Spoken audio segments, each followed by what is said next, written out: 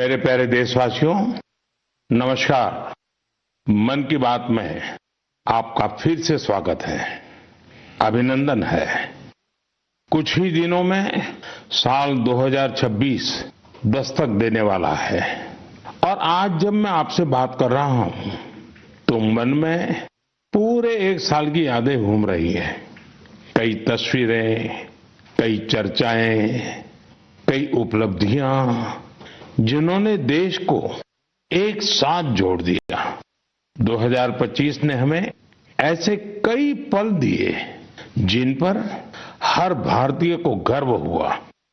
देश की सुरक्षा से लेकर खेल के मैदान तक, विज्ञान की प्रयोगशालाओं से लेकर दुनिया के बड़े मंचों तक भारत ने हर जगह अपनी मजबूत छाप छोड़ी।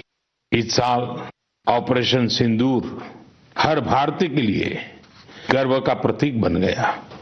दुनिया ने साफ देखा, आज का भारत अपनी सुरक्षा से कोई समझौता नहीं करता। ऑपरेशन सिंदूर के दौरान देश के कोने कोने से मां भारती के प्रति प्रेम और समर्पण की तस्वीरें सामने आई। लोगों ने अपने अपने तरीके से अपने भाव व्यक्त किए। साथियों, यही जज्बा तब भी देखने को मिला जब वंदे मातरम के 150 वर्ष पूरे हुए। मैंने आपसे आग्रह किया था कि हैशटैग वंदे मातरम 150 के साथ अपने संदेश और सुझाव भेजें। देशवासियों ने इस अभियान में बढ़ चढ़कर हिस्सा लिया। साथियों, 2025 खेल के लिहाज से भी एक यादगार साल रहा। हमारी पुरुष क्रिकेट टीम ने आईसीसी चैंपियंस ट्रॉफी जीती। महिला क्रिकेट टीम ने पहली बार विश्व कप अपने नाम किया। भारत की बेटियों ने women's blind T20 world cup जीतकर इतिहास रच दिया। एशिया कप T20 में भी तिरंगा शान से लहराया। पैरा एथलीटों ने विश्व चैंपियनशिप में कई पदक जीतकर ये साबित किया कि कोई बाधा हौसलों को नहीं रोक सकती। विज्ञान और अंतरिक्ष क्षेत्र में भी भारत ने बड़ी छलांग लगाई। शुभांशु शुक्ला पहले भारतीय बने जो इंटरनेशनल स्पेस स्टेशन तक पहुंचे। पर्यावरण संरक्षण और वन्य जीवों की सुरक्षा से जुड़े कई प्रयास भी 2025 की पहचान बने। भारत में चीतों की संख्या भी अब 30 से ज्यादा हो गई है। 2025 में आस्था, संस्कृति और भारत की अद्वितीय विरासत सब एक साथ दिखाई दी।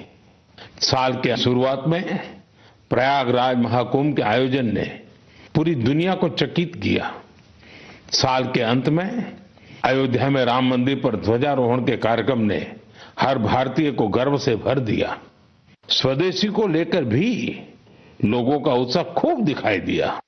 लोग वही सामान खरीद रहे हैं जिसमें किसी भारतीय का पसीना लगा हो और जिसमें भारत की मिट्टी की सुगंध हो। आज हम गर्व से कह सकते हैं 2025 ने भारत को और अधिक आत्मविश्वास दिया है। ये बात भी सही है, इस वर्ष प्राकृतिक आपदाएं हमें झेलनी पड़ी, अनेक क्षेत्रों में झेलनी पड़ी। अब देश 2026 में नई उम्मीदों, नए संकल्पों के साथ आगे बढ़ने को तैयार है।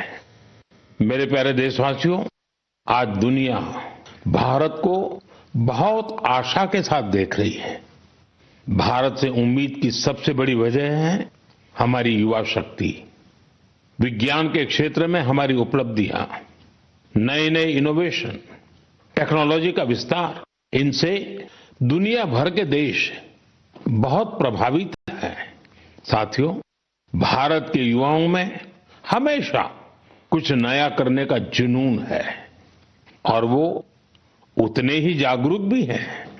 मेरे युवा साथी कई बार मुझसे ये पूछते हैं कि नेशन बिल्डिंग में वो अपना योगदान और कैसे बढ़ाएं, वो कैसे अपने आइडिया शेयर कर सकते हैं।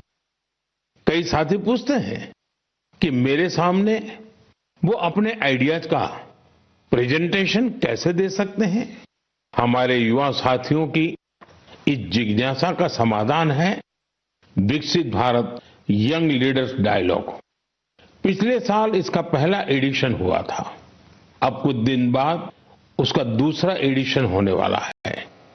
अगले महीने की 12 तारीख को स्वामी विवेकानंद जी की जयंती के अवसर पर राष्ट्रीय युवा दिवस मनाया जाएगा। इसी दिन यंग लीडर्स डायलॉग का भी आयोजन होगा और मैं भी इसमें जरूर शामिल होऊंगा।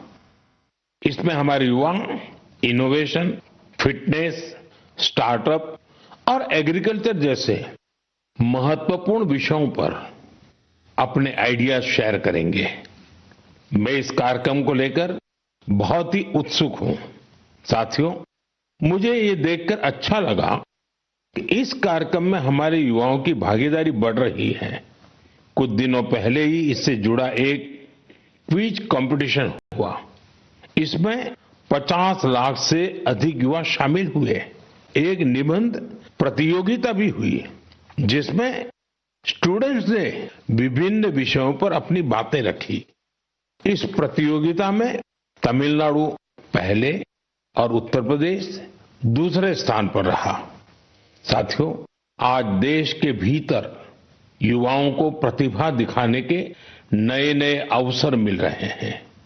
ऐसे बहुत से प्लेटफॉर्म्स विकसित हो रहे हैं जहां युवा अपनी योग्यता और रुचि के अनुसार टैलेंट दिखा सकते हैं।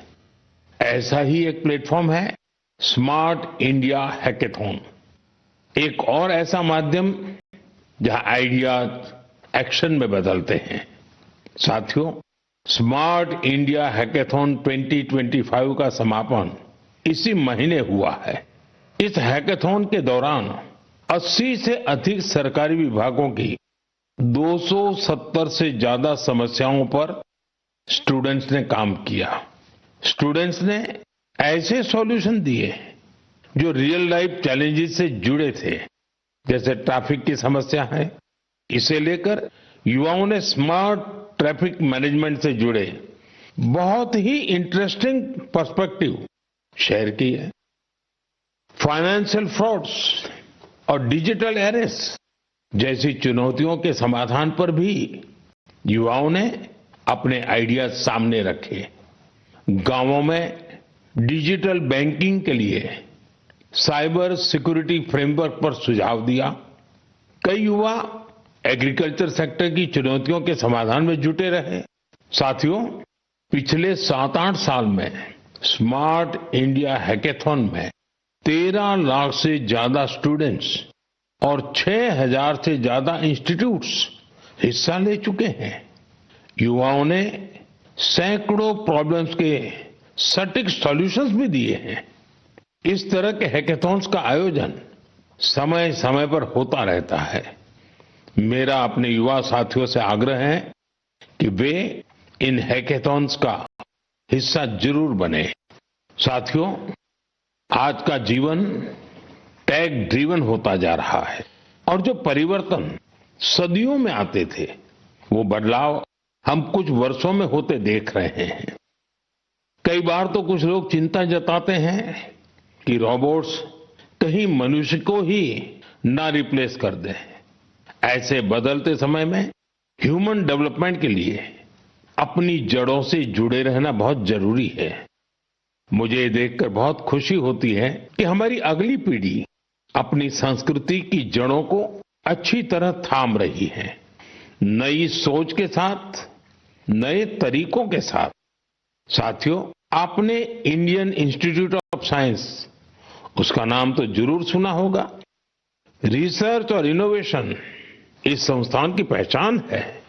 कुछ साल पहले वहां के कुछ छात्रों ने महसूस किया कि पढ़ाई और रिसर्च के बीच संगीत के लिए भी जगह होनी चाहिए। बस यहीं से एक छोटी सी म्यूजिक क्लास शुरू हुई। न बड़ा मंच, न कोई बड़ा बजट।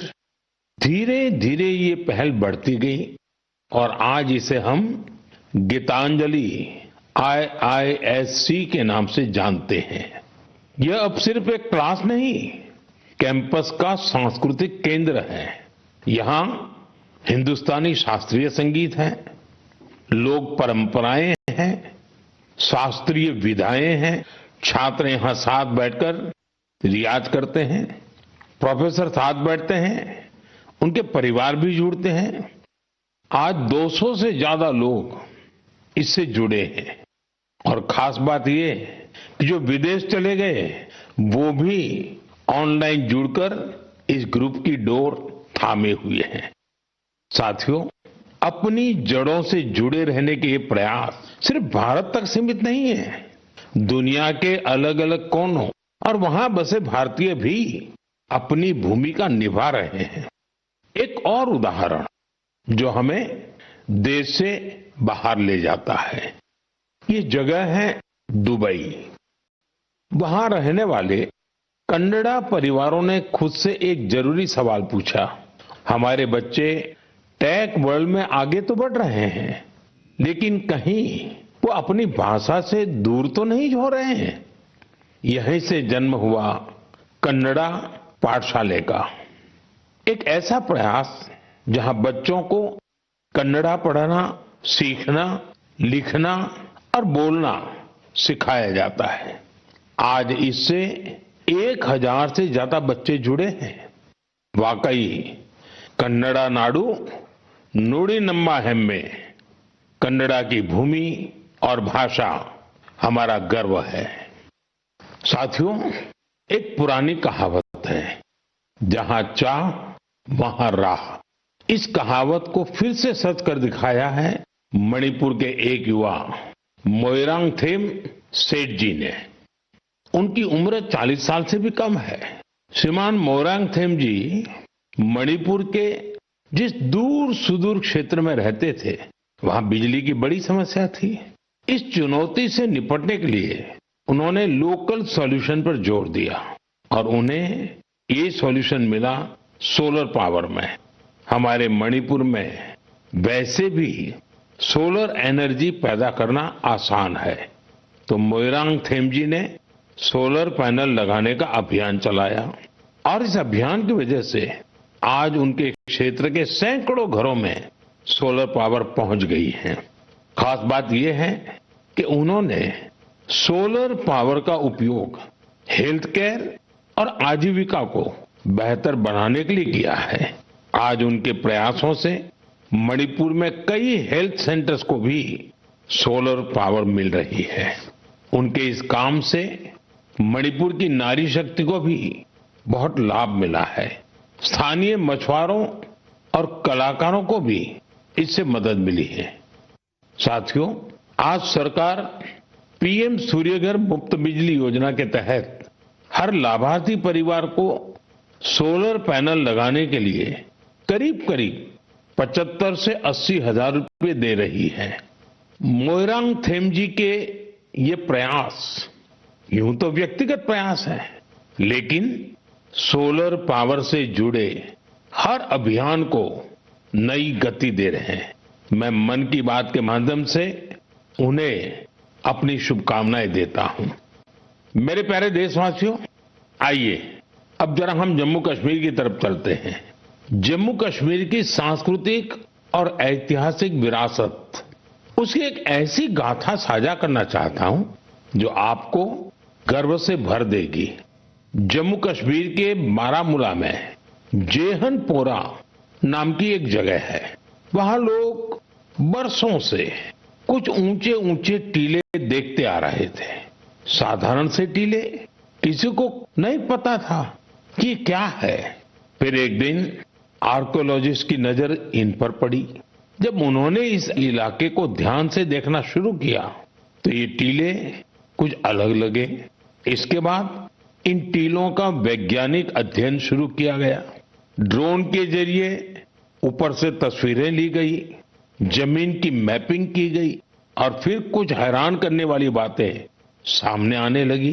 पता चला ये टीले प्राकृतिक नहीं है, ये इंसान द्वारा बनाई गई किसी बड़ी इमारत के अवशेष है। इसी दौरान एक और दिलचस्प कड़ी जुड़ी। कश्मीर से हजारों किलोमीटर दूर फ्रांस के एक म्यूजियम के आर्काइव में एक पुराना धुंधला सा चित्र मिला। बारामूला के उस चित्र में 3 बौद्ध स्तूप नजर आ रहे थे। यहीं से समय ने करवट ली और कश्मीर का एक गौरवशाली अतीत हमारे सामने आया। ये करीब 2000 साल पुराना इतिहास है। कश्मीर के जहनपोरा का ये बौद्ध परिसर हमें याद दिलाता है कश्मीर का अतीत क्या था, उसकी पहचान कितनी समृद्ध थी।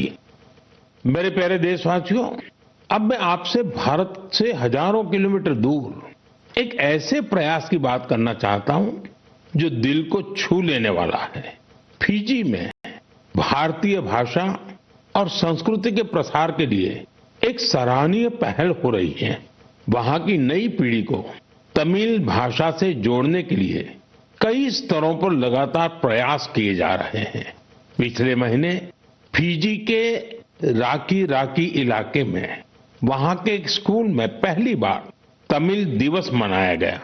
उस दिन बच्चों को एक ऐसा मंच मिला जहां उन्होंने अपनी भाषा पर खुले दिल से गौरव व्यक्त किया। बच्चों ने तमिल में कविताएं सुनाई, भाषण दिए और अपनी संस्कृति को पूरे आत्मविश्वास के साथ मंच पर उतारा। साथियों, देश के भीतर भी तमिल भाषा के प्रचार के लिए लगातार काम हो रहा है। कुछ दिन पहले ही मेरे संसदीय क्षेत्र काशी में चौथा काशी तमिल संगमम हुआ। अब मैं आपको एक ऑडियो क्लिप सुनाने जा रहा हूं। आप सुनिए और अंदाजा लगाइए तमिल बोलने की कोशिश कर रहे ये बच्चे कहाँ के हैं। வணக்கம். பாரத் அரசங்கத்தல் ஓரே பாரதம் உன்னத பாரதம் நடத்தப்பட்ட காசி தமிழ் சங்கமம் 4 தமிழ் கற்போம் ನಾನು ரொம்ப ಕಾರ್ಕೆ ಉದಾಹರಣಕ್ಕೆ ಏನು ತಮಿಳಿಲ್ ಇಂಟ್ರೊಡಕ್ಷನ್ காசியோடு பூமியில் நான் பாயல் பட்டேல் அரசு கிங்ஸ் इंटर कॉलेज की मानवी अनेवरकुम एन वणक्कम। साथियों, आपको जानकर हैरानी होगी तमिल भाषा में इतनी सहजता से अपनी बात रखने वाले ये बच्चे काशी के हैं, वाराणसी के हैं। इनकी मातृभाषा हिंदी है, लेकिन तमिल भाषा के प्रति लगाव ने इन्हें तमिल सीखने के लिए प्रेरित किया है। इस साल वाराणसी में काशी तमिल संगमम के दौरान तमिल सीखने पर खास जोर दिया गया था। लर्न तमिल, तमिल कराकलम, इस थीम के तहत वाराणसी के 50 से ज्यादा स्कूलों में विशेष अभियान भी चलाए गए। इसी का नतीजा हमें इस ऑडियो क्लिप में सुनाई देता है। എന്ന പേര് വൈഷ്ണവ്. ഞാൻ നിവേദിത ശിക്ഷാ സദൻ ബാലിका इंटर कॉलेज वाराणसी പഠിக்கிறேன். ഞാൻ കാശി തമിഴ് കർക്കലാം 4.0 ला तमिल भाषा टिक्कावुम इल्लुवम करेन. ಇಂधा ವಯಪುಕ್ಕ ಪರಾಧಾನ नरेंद्र मोदी ಅವಗಲೇಕು ನಾನು नंटी सोलिगरेन। साथियों, तमिल भाषा दुनिया की सबसे प्राचीन भाषा है। तमिल साहित्य भी अत्यंत समृद्ध है। मैंने मन की बात में काशी तमिल संगमम में भाग लेने का आग्रह किया था। मुझे खुशी है कि आज देश के दूसरे हिस्सों में भी बच्चों और युवाओं के बीच तमिल भाषा को लेकर नया आकर्षण दिख रहा है। यही भाषा की ताकत है, यही भारत की एकता है। साथियों, अगले महीने हम देश का 77वां गणतंत्र दिवस मनाएंगे। जब भी ऐसे अवसर आते हैं तो हमारा मन स्वतंत्रता सेनानियों और संविधान निर्माताओं के प्रति कृतज्ञता के भाव से भर जाता है। हमारे देश ने आजादी पाने के लिए लंबा संघर्ष किया है। आजादी के आंदोलन में देश के हर हिस्से के लोगों ने अपना योगदान दिया है, लेकिन दुर्भाग्य से आजादी के अनेकों नायक नायिकाओं को वो सम्मान नहीं मिला जो उन्हें मिलना चाहिए था। ऐसी ही एक स्वतंत्रता सेनानी है ओडिशा की पार्वती गिरी जी। जनवरी 2026 में उनकी जन्म शताब्दी मनाई जाएगी। उन्होंने 16 वर्ष की आयु में भारत छोड़ो आंदोलन में हिस्सा लिया था। साथियों, आजादी के आंदोलन के बाद पार्वती गिरि जी ने अपना जीवन समाज सेवा और जनजातीय कल्याण को समर्पित कर दिया था। उन्होंने कई अनाथालयों की स्थापना की। उनका प्रेरक जीवन हर पीढ़ी का मार्गदर्शन करता रहेगा। मैं पार्वती गिरि जी को श्रद्धांजलि अर्पण करूं छी। साथियों, ये हमारा दायित्व है कि हम अपनी विरासत को न भूलें। हम आजादी दिलाने वाले नायक नायिकाओं की महान गाथा को अगली पीढ़ी तक पहुंचाए। आपको याद होगा, जब हमारी आजादी के 75 वर्ष हुए थे, तब सरकार ने एक विशेष वेबसाइट तैयार की थी। इसमें एक विभाग अनसंग हीरोज को समर्पित किया गया था। आज भी आप इस वेबसाइट पर विजिट करके उन महान विभूतियों के बारे में जान सकते हैं, जिनकी देश को आजादी दिलाने में बहुत बड़ी भूमिका रही है। मेरे प्यारे देशवासियों, मन की बात के जरिए हमें समाज की भलाई से जुड़े महत्वपूर्ण विषयों पर चर्चा करने का एक बहुत अच्छा अवसर मिलता है। आज मैं एक ऐसे मुद्दे पर बात करना चाहता हूं जो हम सभी के लिए चिंता का विषय बन गया है। आईसीएमआर यानी Indian council of medical research ने हाल ही में एक रिपोर्ट जारी की है। इसमें बताया गया है कि निमोनिया और यूटीआई जैसी कई बीमारियों के खिलाफ एंटीबायोटिक दवाएं कमजोर साबित हो रही हैं। हम सभी के लिए यह बहुत ही चिंताजनक है।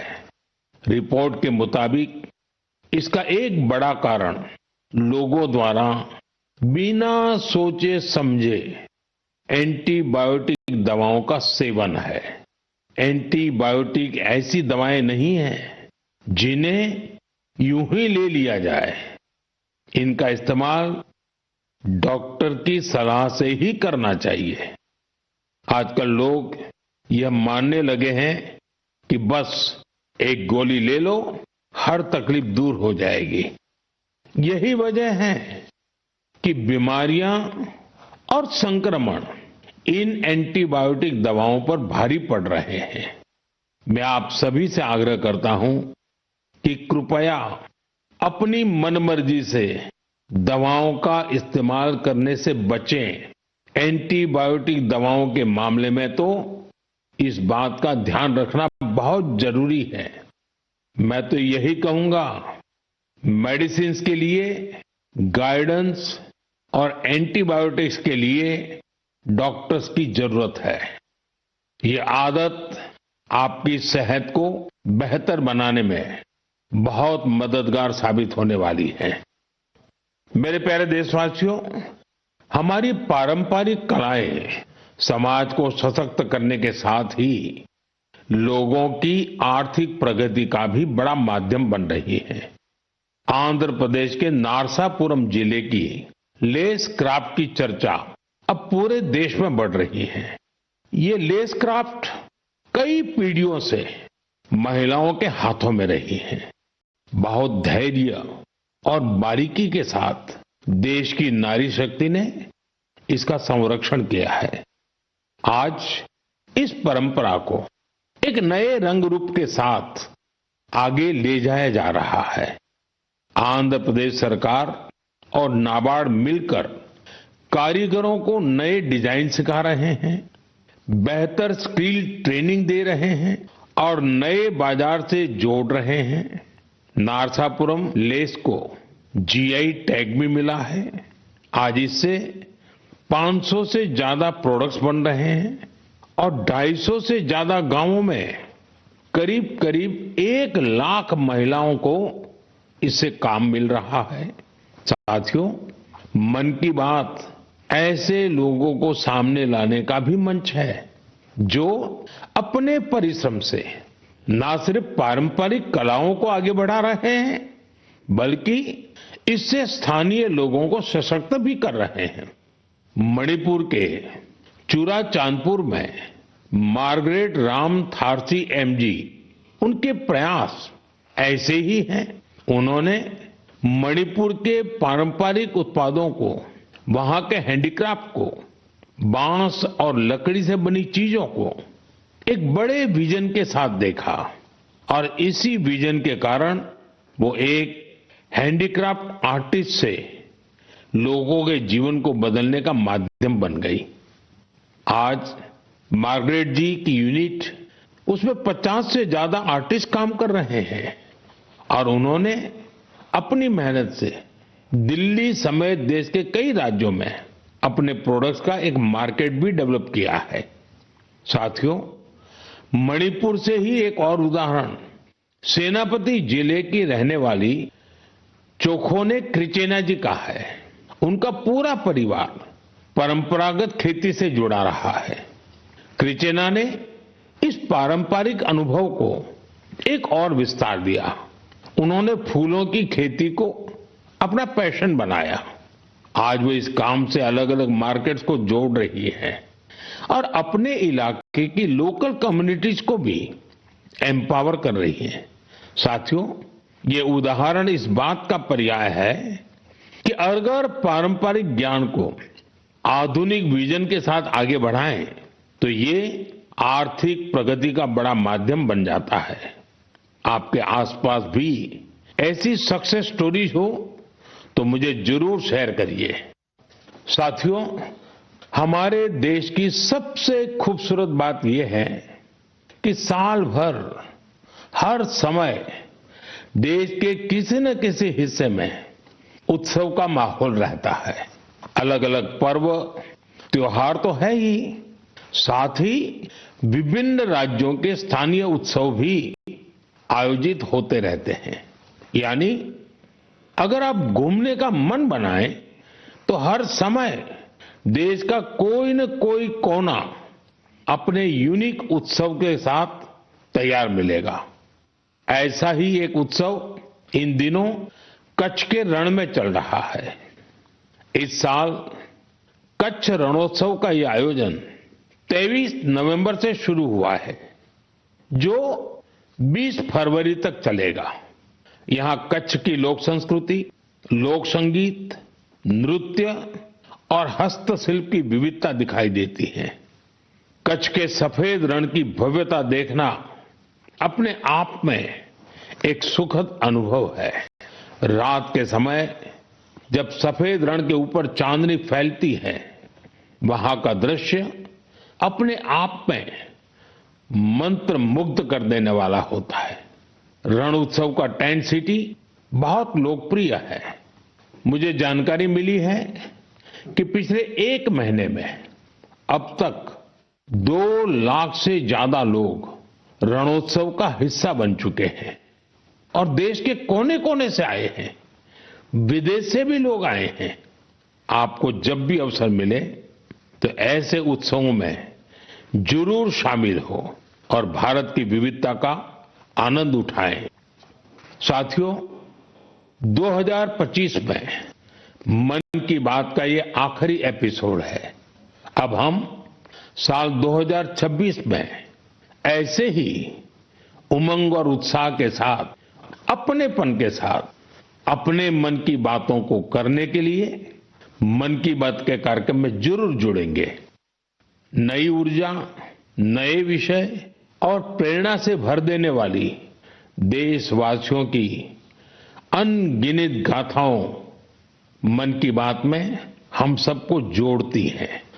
हर महीने मुझे ऐसे अनेक संदेश मिलते हैं जिसमें विकसित भारत को लेकर लोग अपना विजन साझा करते हैं। लोगों से मिलने वाले सुझाव और इस दिशा में उनके प्रयासों को देखकर ये विश्वास और मजबूत होता है। और जब ये सब बातें मेरे तक पहुंचती हैं तो विकसित भारत का संकल्प जरूर सिद्ध होगा। ये विश्वास दिनों दिन मजबूत होता जाता है। साल 2026 इस संकल्प सिद्धि की यात्रा में एक अहम पड़ाव साबित हो। आपका और आपके परिवार का जीवन खुशहाल हो, इसी कामना के साथ इस एपिसोड में विदाई लेने से पहले मैं जरूर कहूंगा, फिट इंडिया मूवमेंट, आपको भी फिट रहना है। ठंडी का ये मौसम व्यायाम के लिए बहुत उपयुक्त होता है। व्यायाम जरूर करें। आप सभी को 2026 की बहुत बहुत शुभकामनाएं। धन्यवाद। वंदे मातरम।